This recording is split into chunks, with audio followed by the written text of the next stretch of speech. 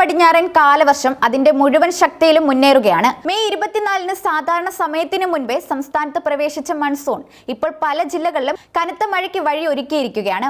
Indian കാലാവസ്ഥാ വകുപ്പ് പുറത്തുവിട്ട ഏറ്റവും പുതിയ പ്രവചനങ്ങൾ സൂചിപ്പിക്കുന്നത് വരും ദിവസങ്ങളിൽ സംസ്ഥാനത്ത് അതിശക്തമായ മഴ തുടരുമെന്നും ചില മേഖലകളിൽ അതീവ ജാഗ്രത പാലിക്കണമെന്നുമാണ്.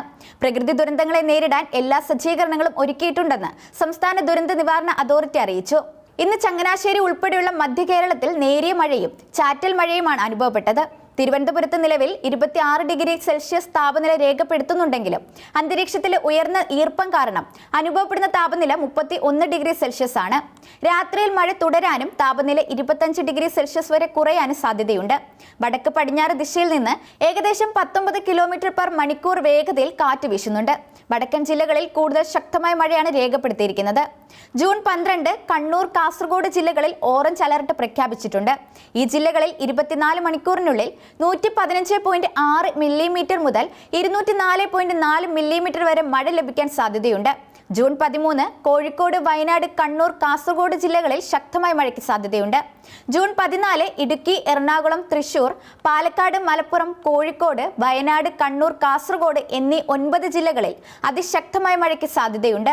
പ്രത്യേകിച്ച് കണ്ണൂർ, കാസർഗോഡ് ജില്ലകളിൽ റെഡ് അലർട്ടിന് സമാനമായ അതിതീവ്ര മഴയ്ക്കും 204.5 മില്ലിമീറ്ററിൽ കൂടുതൽ സാധ്യതയുണ്ടെന്ന് കാലാവസ്ഥാ വകുപ്പ് മുന്നറിയിപ്പ് നൽകുന്നുണ്ട്.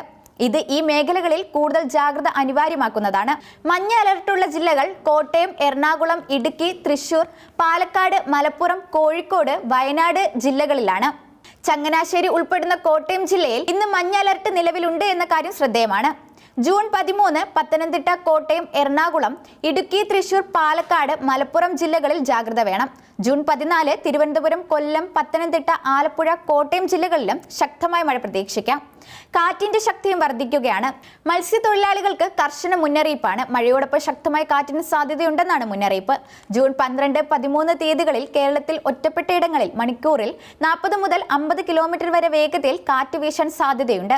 ജൂൺ 14 ഇത് മണിക്കൂറിൽ 50 മുതൽ 60 കിലോമീറ്റർ വരെ ശക്തമാകാനും സാധ്യതയുണ്ടെന്ന് കാലാവസ്ഥാ വകുപ്പ് അറിയിച്ചു. ഈ സാഹചര്യത്തിൽ മത്സ്യബന്ധന മേഖലയിൽ വലിയ നിയന്ത്രണങ്ങളാണ് ഏർപ്പെടുത്തിയിരിക്കുന്നത്. ജൂൺ 12 മുതൽ 16 വരെ കേരള, കർണാടക, ലക്ഷദ്വീപ് തീരങ്ങളിൽ ശക്തമായ കാറ്റിനും മോശം കാലാവസ്ഥയ്ക്കും സാധ്യതയുള്ളതിനാൽ ഈ ദിവസങ്ങളിൽ യാതൊരു കാരണവശാലും മത്സ്യബന്ധനത്തിന് പോകരുത് എന്ന് കേന്ദ്ര കാലാവസ്ഥാ വകുപ്പ് അറിയിച്ചു.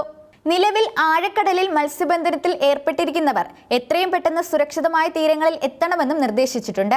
സംസ്ഥാനത്ത് കനത്ത മഴ തുടരുന്ന സാഹചര്യത്തിൽ പൊതുജനങ്ങൾ അതീവ ജാഗ്രത പുലർത്തണമെന്ന് സംസ്ഥാന ദുരന്ത നിവാരണ അതോറിറ്റി ആവർത്തിച്ച് നിർദ്ദേശിക്കുന്നുണ്ട്.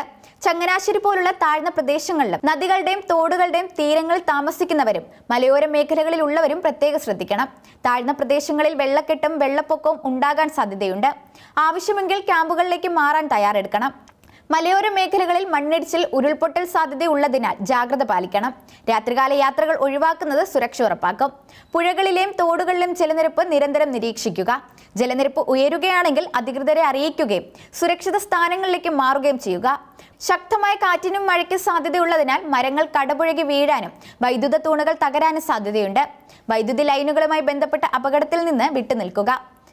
അടിയന്തര സാഹചര്യങ്ങളിൽ ദുരന്ത നിവാരണ അതോറിറ്റിയുടെയും തദ്ദേശ സ്വയംഭരണ സ്ഥാപനങ്ങളുടെയും നിർദ്ദേശങ്ങൾ കർശനമായി പാലിക്കുക. പ്രധാനപ്പെട്ട രേഖകളും വിലപിടിപ്പുള്ള വസ്തുക്കളും സുരക്ഷിതമായി സൂക്ഷിക്കുക. സാമൂഹിക മാധ്യമങ്ങളിലൂടെ പ്രചരിക്കുന്ന വ്യാജ വാർത്തകളിൽ വിശ്വസിക്കരുത്. ഔദ്യോഗിക വിവരങ്ങൾ മാത്രം ആശ്രയിക്കുക. കാലാവസ്ഥാ സാഹചര്യങ്ങളിൽ മാറ്റങ്ങൾ വരാൻ സാധ്യതയുള്ളതിനാൽ ഏറ്റവും പുതിയ വിവരങ്ങൾക്കായി ഔദ്യോഗിക കാലാവസ്ഥാ നിരീക്ഷണ കേന്ദ്രത്തിന്റെ വെബ്സൈറ്റുകളും വിശ്വാസയോഗ്യമായ വാർത്താ മാധ്യമങ്ങളും ശ്രദ്ധിക്കുന്നത് ഉചിതമാണ്. പ്രാദേശിക ഭരണകൂടത്തിന്റെ നിർദ്ദേശങ്ങൾ ഓരോ നിമിഷവും ശ്രദ്ധിച്ചു വേണം ഈ ദിവസങ്ങൾ മുന്നോട്ട് പോകാൻ.